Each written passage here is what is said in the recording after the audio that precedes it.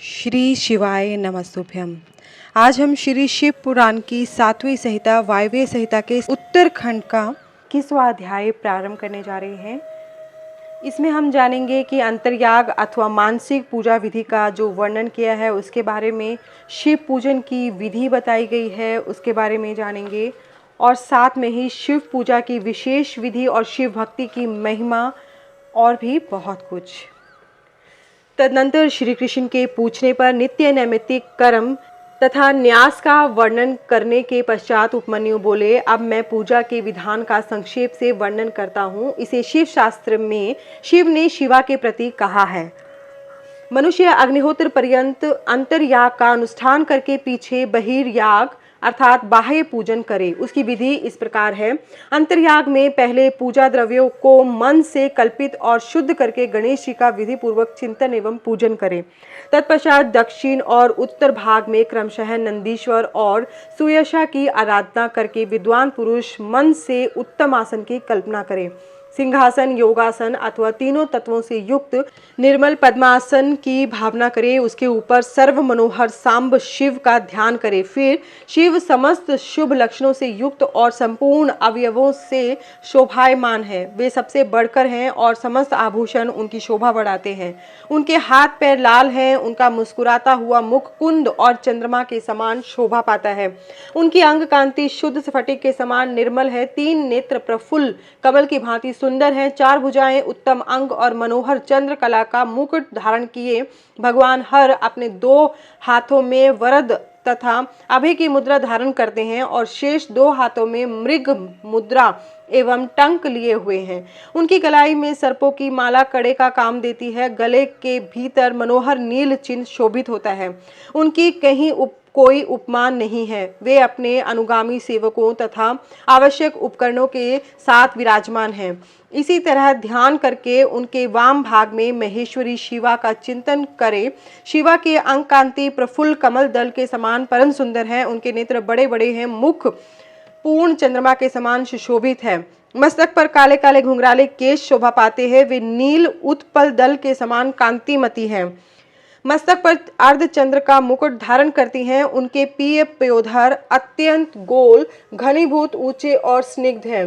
शरीर का मध्य भाग कृश है, नितंब भाग स्थूल है। वे महीन पीले वस्त्र धारण किए हुए हैं। संपूर्ण आभूषण उनकी शोभा बढ़ाते हैं। ललाट पर लगे हुए सुंदर तिलक से उनका सौंदर्य और खिल उठा है। विचित्र फूलों की माला से गुम्फित केशपाश उनकी शोभा बढ़ाते हैं। उनकी आकृति सब ओर से सुंदर और सुडौल है। मुख लज्जा से कुछ कुछ झुका है। वे दाहिने हाथ में शोभाशाली सुवर्ण में कमल धारण किए हुए है और दूसरे हाथ को दंड की भांति सिंहासन पर रखकर उसका सहारा ले उस महान आसन पर बैठी हुई हैं। शिवा देवी समस्त पाशों का छेदन करने वाली साक्षात सच्चिदानंद स्वरूपिणी है।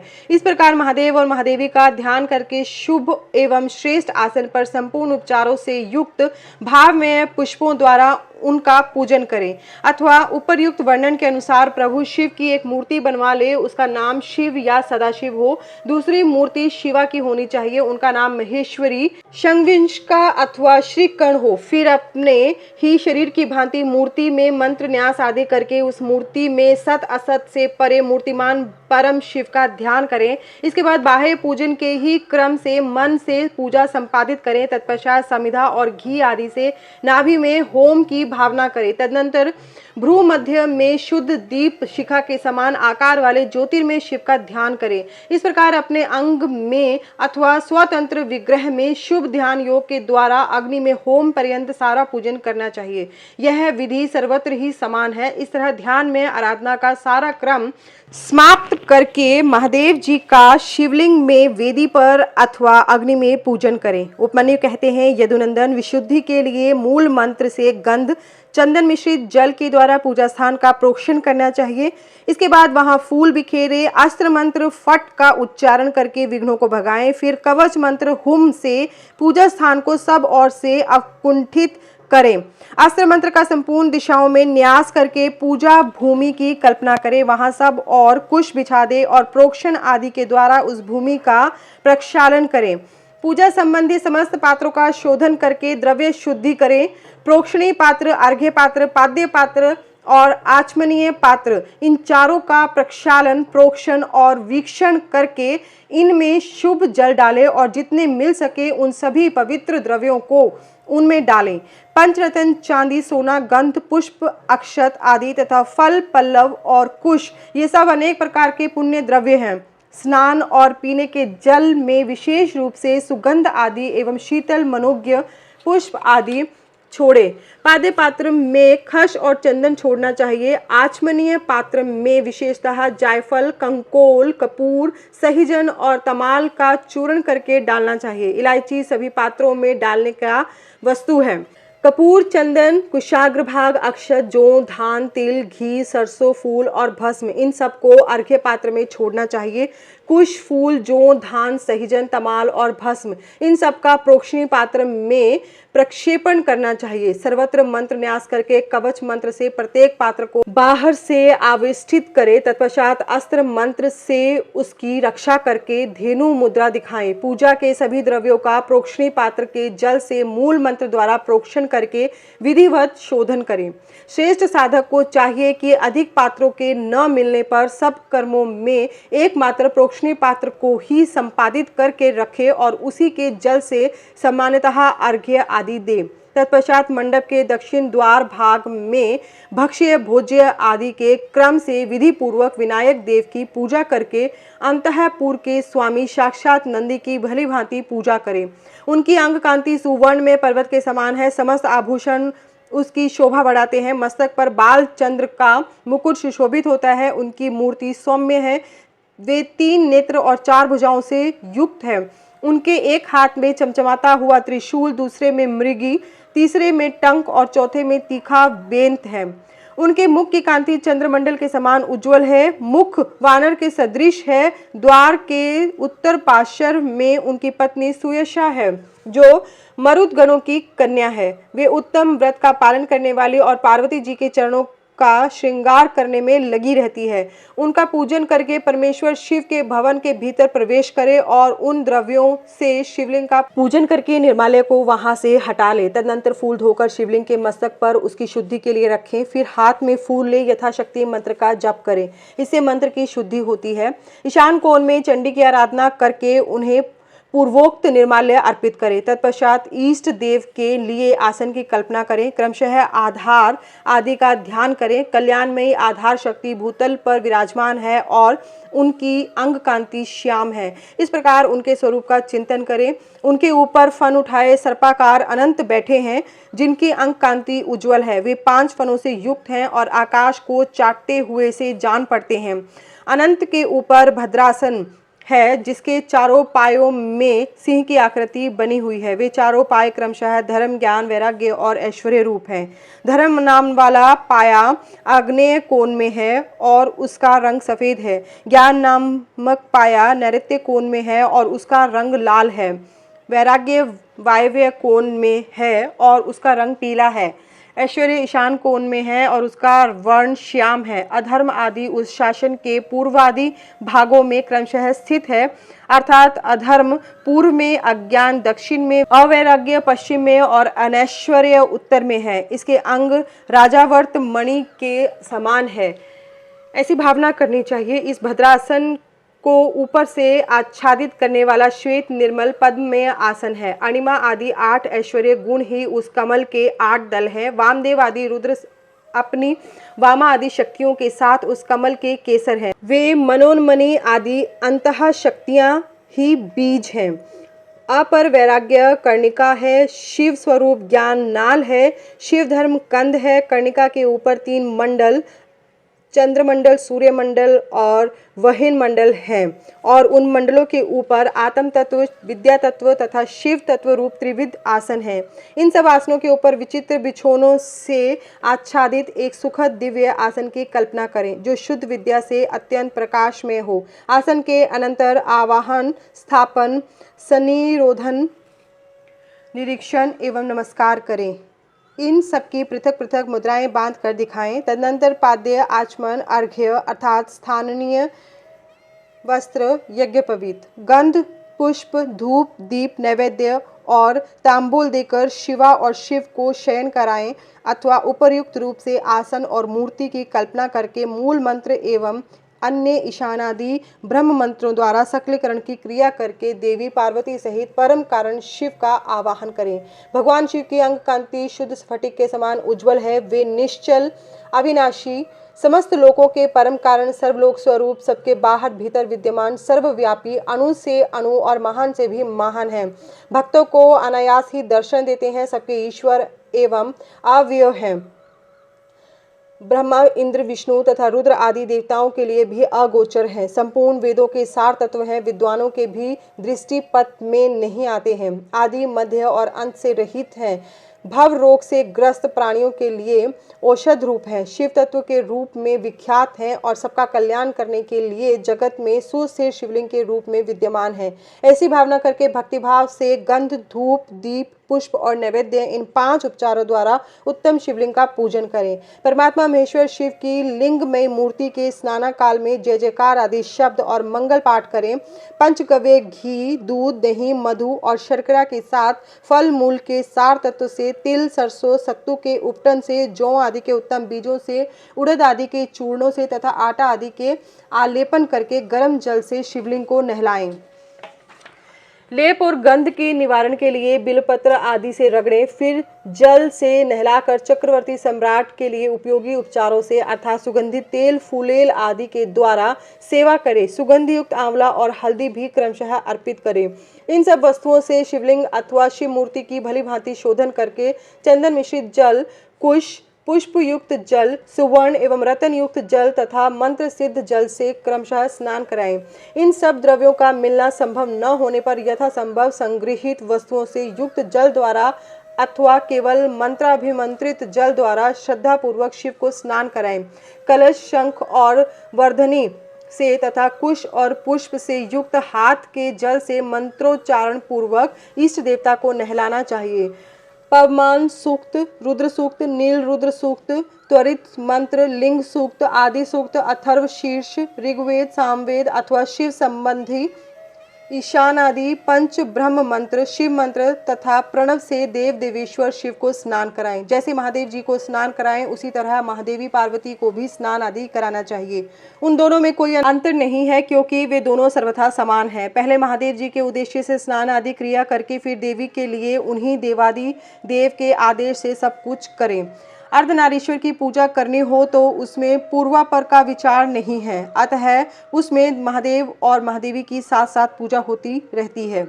शिवलिंग में या अन्यत्र मूर्ति आदि में अर्धनारीश्वर की भावना से सभी उपचारों का शिव और शिवा के लिए एक साथ ही उपयोग होता है।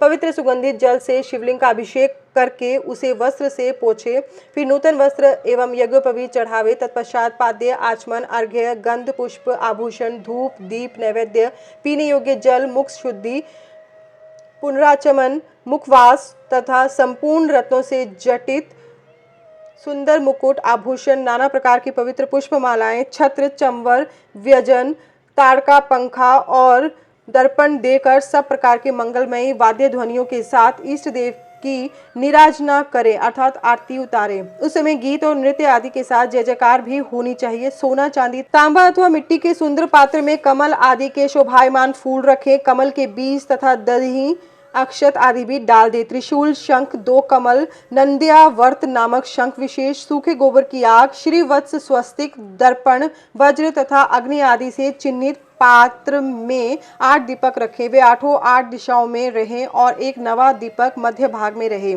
इन नवों दीपकों में वामा आदि नव शक्तियों का पूजन करें। फिर कवच मंत्र से आच्छादन और अस्त्र मंत्र द्वारा सब ओर से संरक्षण करके धेनु मुद्रा दिखाकर दोनों हाथों से पात्र को ऊपर उठाएं अथवा पात्र में क्रमशः 5 दीप रखें। 4 को चारों कोनों में और 1 को बीच में स्थापित करें। तत्पश्चात उस पात्र को उठाकर शिवलिंग या शिव मूर्ति आदि के ऊपर क्रमशः 3 बार प्रदक्षिण क्रम से घुमाए और मूल मंत्र का उच्चारण करता रहे।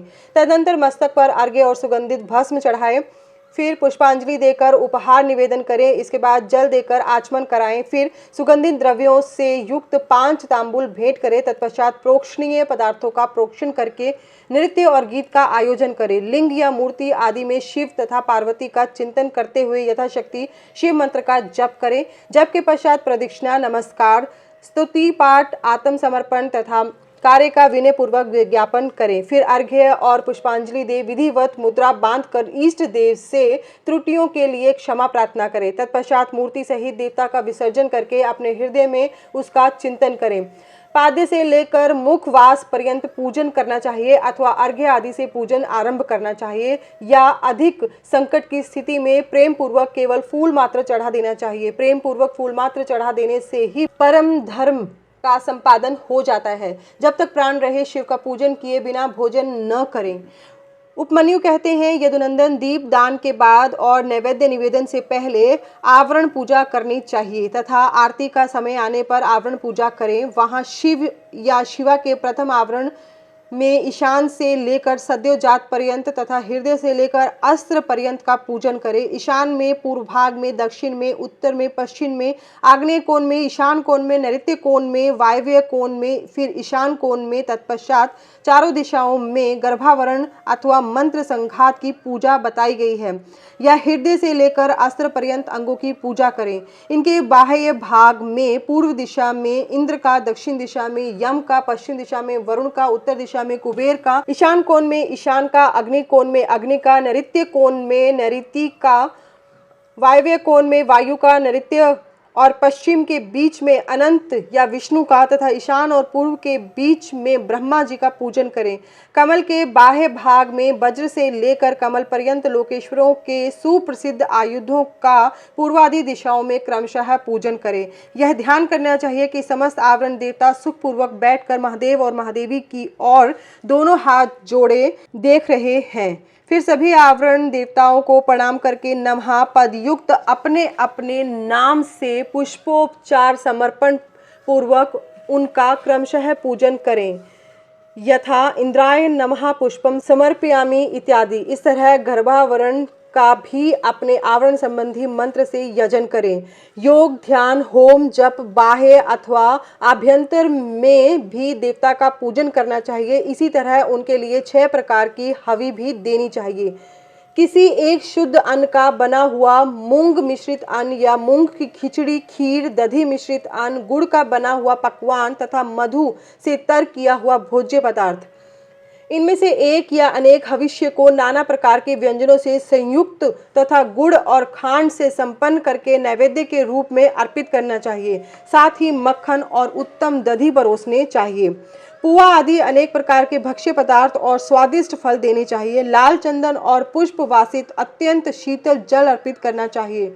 मुख शुद्धि के लिए मधुर इलायची के रस से युक्त सुपारी के टुकड़े, खैर आदि से युक्त सुनहरे रंग के पीले पान के पत्तों से बने हुए बीड़े, शिलाजीत का चूर्ण, सफेद चूना और अधिक सूखा या दूषित न हो कपूर, कंकोल, नूतन एवं सुंदर जायफल आदि अर्पित करने चाहिए। आलेपन के लिए चंदन का मूल काष्ठ अथवा उसका चूरा, कस्तूरी, कुमकुम, मृग मदात्मक रस होने चाहिए। फूल वे ही चढ़ाने चाहिए जो सुगंधित, पवित्र और सुंदर हो। गंध रहित, उत्कट गंध वाले, दूषित, बासी तथा स्वयं ही टूटकर गिरे हुए फूल शिव के पूजन में नहीं देने चाहिए। कोमल वस्त्र ही चढ़ाने चाहिए। भूषणों में विशेषतः वे ही अर्पित करने चाहिए जो सोने के बने हुए तथा विद्युत मंडल के समान चमकीले हों। ये सब वस्तुएं कपूर, गुग्गल, अगुरु और चंदन से भूषित तथा पुष्प समूहों से सुवासित होनी चाहिए। चंदन, अगुरु, कपूर, सुगंधित काष्ठ तथा गुग्गल के चूर्ण, घी और मधु से बना हुआ धूप उत्तम माना गया है। कपिला गाय के अत्यंत सुगंधित घी से प्रतिदिन जलाए गए कपूर युक्त दीप श्रेष्ठ माने गए हैं। पंचगव्य, मीठा और कपिला गाय का दूध, दही और घी ये सब भगवान शंकर के स्नान और पान के लिए अभिष्ट है। हाथी के दांत के बने हुए भद्रासन और सुवर्ण एवं रत्नों से जड़ित हैं, शिव के लिए श्रेष्ठ बताए गए हैं। उन आसनों पर विचित्र बिछावन, कोमल गद्दे और तकिए होने चाहिए। इनके सिवा और भी बहुत सी छोटी बड़ी सुंदर एवं सुखद शैया होनी चाहिए। समुद्रगामिनी नदी एवं नद से लाया तथा कपड़े से छान कर रखा हुआ शीतल जल भगवान शंकर के स्नान और पान के लिए श्रेष्ठ कहा गया है। चंद्रमा के समान उज्ज्वल छत्र जो मोतियों की लड़ियों से सुशोभित नवरत्न जड़ित दिव्य एवं सुवर्ण में दंड से मनोहर हो, भगवान शिव की सेवा में अर्पित करने योग्य है। सुवर्ण भूषित 2 श्वेत चंवर जो रत्न में दंडों से शोभायमान तथा 2 राजहंसों के समान आकार वाले हों, शिव की सेवा में देने योग्य हैं। सुंदर एवं स्निग्ध दर्पण जो दिव्य गंध से अनुलिप्त सब ओर से रत्नों द्वारा आच्छादित तथा सुंदर हारों से विभूषित हो, भगवान शंकर को अर्पित करना चाहिए। उनके पूजन में हंस, कुंद एवं चंद्रमा के समान उज्ज्वल तथा गंभीर ध्वनि करने वाले शंख का उपयोग करना चाहिए, जिसके मुख और पृष्ठ आदि भागों में रत्न एवं सुवर्ण जड़े गए हों। शंख के सिवा नाना प्रकार की ध्वनि करने वाले सुंदर वाद्य विशेष काहल जो सुवर्ण निर्मित तथा मोतियों से अलंकृत हो बजाने चाहिए। इनके अतिरिक्त भेरी, मृदंग, मुरज, तिमिच और पटह आदि बाजे भी जो समुद्र की गर्जना के समान ध्वनि करने वाले हों, यत्न पूर्वक जुटा कर रखने चाहिए। पूजा के सभी पात्र और भांड भी सुवर्ण के ही बनवाएं। परमात्मा महेश्वर शिव का मंदिर राजमहल के समान बनवाना चाहिए, जो शिल्प शास्त्र में बताए हुए लक्षणों से युक्त हो। वह ऊंची 4 दीवारी से घिरा हो, उसका गोपुर इतना ऊंचा हो कि पर्वताकार दिखाई दे। वह अनेक प्रकार के रत्नों से आच्छादित हो, उसके दरवाजे के फाटक सोने के बने हुए हों। उस मंदिर के मंडप में तपाए हुए सोने तथा रत्नों के सैकड़ों खंभे लगे हों। चंदोवे में मोतियों की लड़ियां लगी हो, दरवाजे के फाटक में मूंगे जड़े गए हों। मंदिर का शिखर सोने के बने हुए दिव्य कलशाकार मुकुटों से अलंकृत एवं अस्त्र राज त्रिशूल से चिन्हित हो। न्यायोपार्जित द्रव्यों से भक्तिपूर्वक महादेव जी की पूजा करनी चाहिए। यदि कोई अन्यायोपार्जित द्रव्य से भी भक्तिपूर्वक शिव की पूजा करता है तो उसे भी कोई पाप नहीं लगता, क्योंकि भगवान भाव के वशीभूत हैं। न्यायोपार्जित धन से भी यदि कोई बिना भक्ति के पूजन करता है तो उसे उसका फल नहीं मिलता, क्योंकि पूजा की सफलता में भक्ति ही कारण है। भक्ति से अपने वैभव के अनुसार भगवान शिव के उद्देश्य से जो कुछ किया जाए, वह थोड़ा हो या बहुत, करने वाला धनी हो या दरिद्र, दोनों का समान फल है। जिसके पास बहुत थोड़ा धन है, वह मानव भी भक्ति भाव से प्रेरित होकर भगवान शिव का पूजन कर सकता है, किंतु महान वैभवशाली भी यदि भक्तिहीन है तो उसे शिव का पूजन नहीं करना चाहिए। शिव के प्रति भक्तिहीन पुरुष यदि अपना सर्वस्व भी दे डाले तो उससे वह शिव आराधना के फल का भागी नहीं होता, क्योंकि आराधना में भक्ति ही कारण है। शिव के प्रति भक्ति को छोड़कर कोई अत्यंत उग्र तपस्याओं और संपूर्ण महायज्ञों से भी दिव्य शिव धाम में नहीं जा सकता। अतः श्री कृष्ण सर्वत्र परमेश्वर शिव के आराधन में भक्ति का ही महत्व है। यह गुह से भी गुहतर बात है, इसमें संदेह नहीं है। पाप के महासागर को पार करने के लिए भगवान शिव की भक्ति नौका के समान है, इसलिए जो भक्ति भाव से युक्त है उसे रजोगुण और तमोगुण से क्या हानि हो सकती है। श्री कृष्ण अंत्यज, अधम, मूर्ख अथवा पतित मनुष्य भी यदि भगवान शिव की शरण में चला जाए तो वह समस्त देवताओं एवं असुरों के लिए भी पूजनीय हो जाता है। अतः सर्वथा प्रयत्न करके भक्ति भाव से ही शिव की पूजा करें, क्योंकि अभक्तों को कहीं भी फल नहीं मिलता है। इसी के साथ श्री शिव पुराण की वायव्य संहिता का 25वां अध्याय समाप्त होता है। नमः शिवाय। कल के अध्याय में हम जानेंगे पंचाक्षर मंत्र के जप तथा भगवान शिव के भजन पूजन की महिमा, और भी बहुत कुछ हम आगे जानने वाले हैं। तो निरंतर सुनते रहिए शिव पुराण की यह कथा। नमः शिवाय।